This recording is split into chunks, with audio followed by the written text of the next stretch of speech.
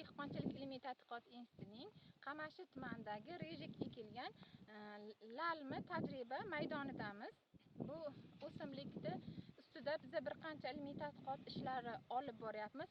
Ya'ni bu respublikamizda noan'anaviy moyli ekinlarni introduksiya qilish bo'yicha o'sha ilmiy tadqiqotlar olib borilib, o'sha noan'anaviy moyli ekinlardan biza rejik o'simlik ustida ilmiy tadqiqot olib borilyapmiz. Bu o'simlik ustida sug'oriladigan maydonlarda ilmiy tadqiqot ishlari olib borilib, agrotexnikasi ishlab chiqildi.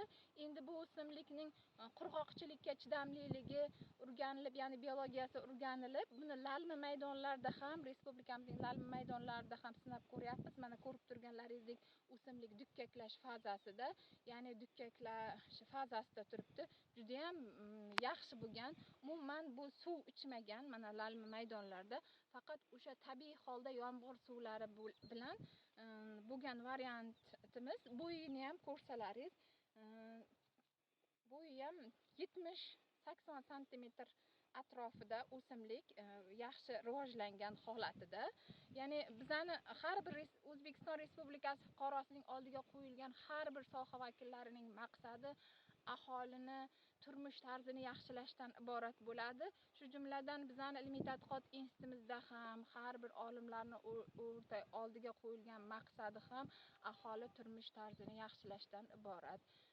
Biza ham shu ustida ilmiy ish olib borib, ya'ni aholini oziq-ovqatga bo'lgan talabini qondirish maqsadida, ya'ni bo'sh, qarovsiz, ya'ni qolgan yerlarga, o'sha bo'sh yerlarga, sug'orilmaydigan yerlarga o'sha mana shu noan'anaviy moyli ekinlarni ekib, aholini yog'ga bo'lgan talabini qondirib, aholimizga o'z hissamizni qo'shsak, biza bundan juda ham mamnun bo'lamiz va biz bu ilmiy tadqiqot ishlarini olib borib, juda ham yaxshi natijalarga erishyapmiz.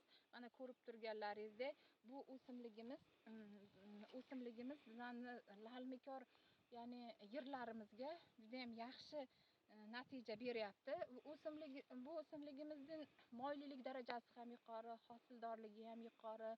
Moyini tibbiyotda, kosmetologiyada, oziq-ovqatda ishlatiladi.